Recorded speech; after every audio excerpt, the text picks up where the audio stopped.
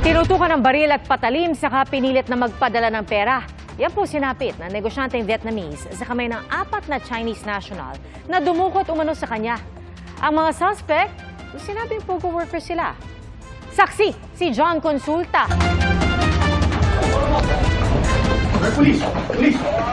Nabulabog ang mga target na Chinese nationals sa ikinasang raid ng SWAT at Parañaque Police sa 11th floor ng isang kondo sa Parañaque City. Inabutan pang tulog ang isang suspect na miyembro umano ng isang kidnap or ransom group. Ayon sa NCRPO, naharang sa basement parking ng kondo ang 3 pa niyang kasamahan. Nakumpiska sa mga dayuhang suspect ang 3 baril na may silencer at iba't ibang party drugs.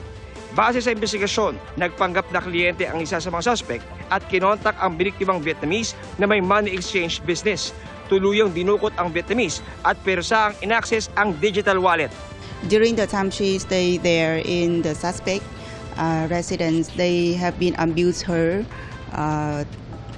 put a gun on her and also knife on her body to force her to send the money. Nalimas na raw ng mga suspect ang alaas at pera ng biktimang Vietnamese na pinapatubos pa sa kanyang mga kaanak.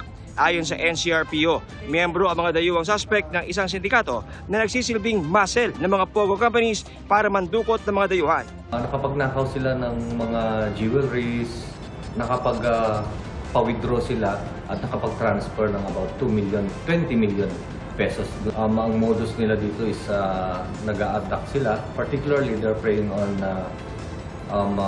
POGO officials or POGO employees or particularly foreign nationals, Vietnamese, Cambodian or even Chinese nationals. Ang isa pang dayuhang dinukot ng grupo, nakatakas kaya nakahingi ng tulong. Ayon naman sa mga suspect, 3 taon na silang nanunuluyan sa bansa at nagtatrabaho bilang mga POGO worker. What's your work? POGO. Itinanggi rin nilang sa kanila ang mga baril na nakuha sa operasyon. Do you have a pistol? No, I don't have. May 4 na kaso na ng rape at kidnapping ang mga suspect sa Southern Metro Manila. Napag-alaman ng NCRPO na ang isa sa mga inarestong suspect wanted sa China dahil sa rape, murder, kidnapping, human trafficking at extortion. Patuloy naman na tinutugis ang nakatakas sa suspect at ang iba pang miyembro ng kanilang grupo.